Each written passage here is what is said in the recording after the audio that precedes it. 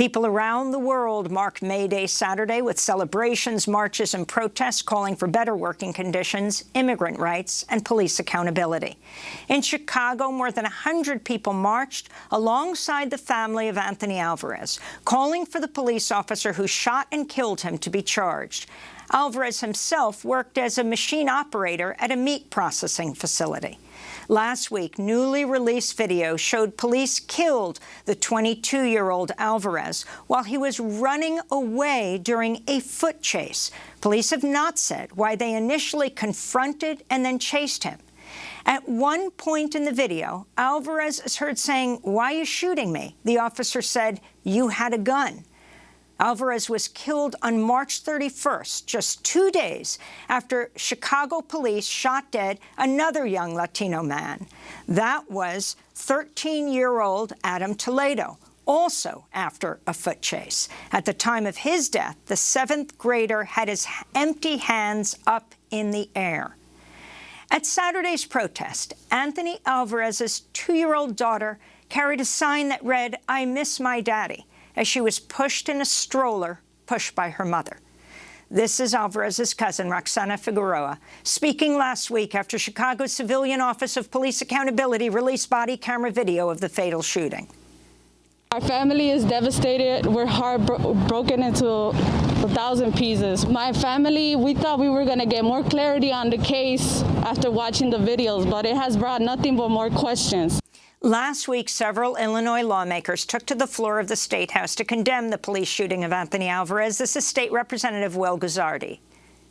There may be those who rush to look at his record to see if he had any outstanding warrants. Was he a model citizen? Did he have affiliations? Was he hanging with a bad crowd? I would urge you, please, to check that impulse, friends, and to ask yourselves where it comes from. I don't know Anthony's story. No one in this room does. But we don't believe in capital punishment here in Illinois, not after a trial by jury, and certainly not after a trial by an officer in the street. And there's nothing you can do, no record on your background, no affiliations, no history, nothing you can do to deserve being shot in the back while you run. The police killings of Anthony Alvarez and Adam Toledo, 22 years old and 13 years old, within 48 hours of each other, came just 4 years after the Department of Justice found foot pursuits by Chicago police were leading to too many deaths. The DOJ's investigation was triggered by the Chicago police killing of black teenager Laquan McDonald in 2014. Chicago Mayor Lori Lightfoot and Police Superintendent David Brown both say a new police foot pursuit policy is now underway. For more, we go to Chicago to speak with Luis Gutierrez, the former longtime Democratic congressmember from Illinois. He's calling for the resignation of the head of Chicago's Fraternal Order of Police, President John Catanzara, who called the police killing of Anthony Alvarez, quote, a 100% good shooting. Welcome back to Democracy Now!, Luis, and I guess welcome back to Chicago. You've been in Puerto Rico for 2.5 years, is that right? Yeah, so I returned to Chicago. I'm going to be a grandfather, God willing, next Sunday. My youngest daughter, Jessica. So my wife and I are eagerly expecting Luis David. And we want to be here. We want to be here to help raise him. We want to be here to nurture and love him and be part of his life too. So we're going to spend time and continue our commitment, obviously, to Puerto Rico, and it's to his self-determination. But we're going to do a lot of it from right here in Chicago as we help raise my grandson. So as you come back to celebrate life, you come back into a city that is dealing with one police killing after another. You've got Adam Toledo, 7th grader, gunned down on March 29th. And within 48 hours, a young man not twice his age, 22 years old, Anthony Alvarez, was gunned down. Both of them in a police foot chase. Can you talk about what you are calling for and what your understanding is? The Anthony Alvarez case has gotten less attention. Anthony Alvarez. So first, Amy, I arrived in Chicago on April the 1st. and how sad and devastating it was to open up a newspaper and find that a 13-year-old child was gunned down by the Chicago Police Department. And as you have reported so ably, he had his hands up in the air with nothing in them. And I said to myself, wow, for 2 weeks, the state's attorney's office and the officials of the city of Chicago, they said to me and to all Chicagoans, there was an armed confrontation. Let me repeat that. An armed confrontation between this 13-year-old boy and the Chicago police. That muzzled me. That silenced me. I'm not proud that it muzzled and silenced me, but it did, and it did to so many in the city of Chicago. And then we saw the video, and then we saw the lie. There was no armed confrontation. There was a 13-year-old boy that was shot in the chest, obeying the directions of a Chicago police officer. And I just want to make very clear, we have a serious problem with gangs in our neighborhood. It's not new. I confronted them as a youth, and they continue to be a scourge in our community. But that 21-year-old gang member put the gun in the 13-year-old's hand. Why? Because that's what gang members do. They exploit youth in our community. It shouldn't be a death sentence. So we had that on the one hand. So I look forward to meeting this week with State's Attorney Kim Foxx. We spoke last week, and so we're going to engage in that conversation. And then Alvarez, shot in the back, Amy, shot in the back. We don't know what precipitated his chase. The mayor of the city of Chicago says it was a traffic violation. How does a traffic violation lead to someone's death? He was shot in the back. And for Catanzara, the FOP chief of the city of Chicago, to say it was 100% good shooting, which means it was a good killing, a good murder? Wow. That's the city that we live in. When we have the Chicago Police Department, a Chicago Police Department where the vast majority of white police officers live in segregated, yes, it may be 2021, in segregated neighborhoods of the city of Chicago, and then come to our neighborhoods to continue to cause violence. Look, we need to reimagine. We need to restructure.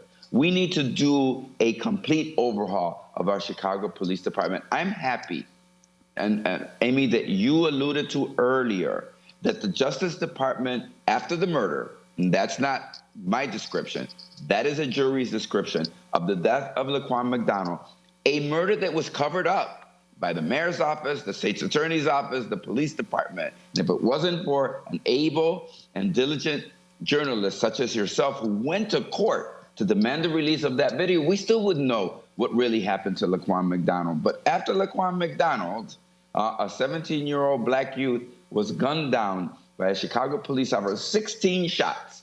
I'm a young man who couldn't have weighed 100 pounds if he was wet. He posed no threat to those Chicago police officers, yet he was shot. So there is this real sense that brown and black lives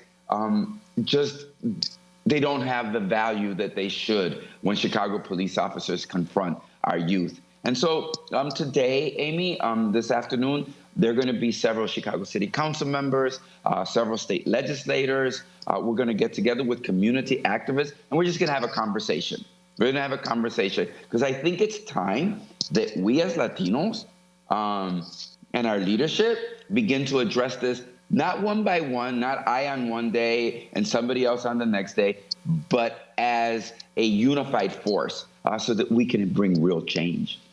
In fact, the Cook County State's Attorney Kim Foxx is actually there because, partially because of the Laquan McDonald case and the kind of cover-up then, and then she ran and won for her job. What are you calling on for Kim Foxx's office? So look, here's what I want to do. I'm calling for a conversation, for a dialogue. She's going to grant that conversation and that dialogue. And so I'm going in there because, as you state, when Anita Alvarez, who was the Cook County State's Attorney, finally indicted the police officer, it was only because her cover-up of the videotape showing the murder of Laquan McDonald was forced into the public. You know what I did? I wrote a letter, had a public press conference, and said, I resigned from the Anita Alvarez campaign. I was part of the campaign for her re-election. And I resigned. I said, this is unacceptable, Anita. And I resigned from her campaign, and I stood with Kim Foxx. And so when my state's attorney, Kim Foxx, says that she didn't take time to watch the video of the killing of Adam, I was just so taken aback. Because on the one hand, we had a state's attorney who hid the murder of Laquan McDonald. And on the other, we had a state's attorney who didn't take time. That allowed her top lieutenants, I believe, to continue to demonize a 13-year-old boy. Remember, they told us for weeks that there was an armed confrontation. There was no armed confrontation. And it is time that we hold the police accountable. You also tweeted that Kim Foxx has 0 Latinos or Latinas in her top leadership team. If she wants to accurately bring justice to our communities, she needs to surround herself with those individuals who know our Latino communities. Yes, so we looked and examined after she said she didn't see the video, and we said, well, what is it? What kind of staff doesn't bring this to the attention of their boss?